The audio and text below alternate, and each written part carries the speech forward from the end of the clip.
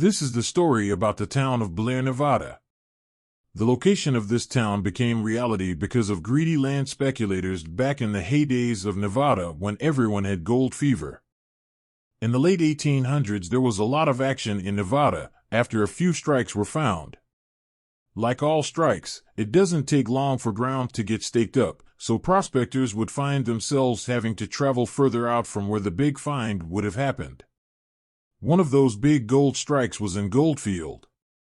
After having little ground to prospect, some prospectors headed out west of town and stumbled across a find in the area now known as Silver Peak.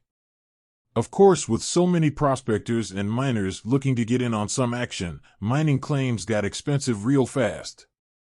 This is when a group of big city investors came in, looking to set up a custom stamp mill, but they felt that land was pricey, so they moved out a few more miles and set up shop. This became a new town called Blair. The town was named after John Blair, who owned a lot of mining property in the area and lived there for almost 40 years. This new town was a huge surprise to people living in Silver Peak to find out that a brand new town was being built just a few miles away. Soon a company was formed called the Pittsburgh Silver Peak Gold Mining Company.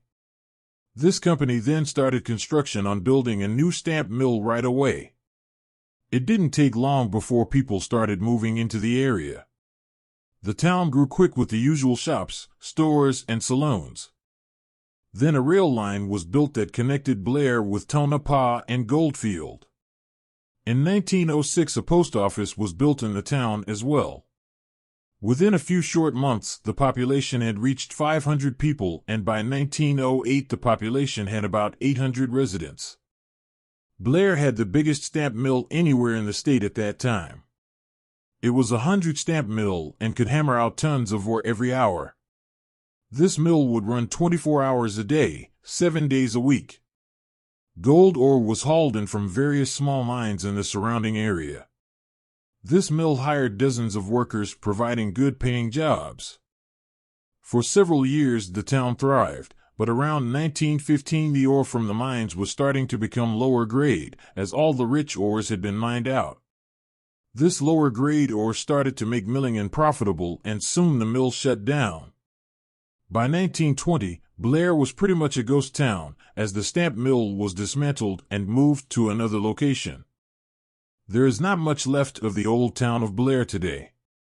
There are just some old foundations and skeletal remains of some old buildings. I hope you enjoyed this short story about the old town of Blair, Nevada. Please like, share, and subscribe so we can continue to bring you more old lost mine stories.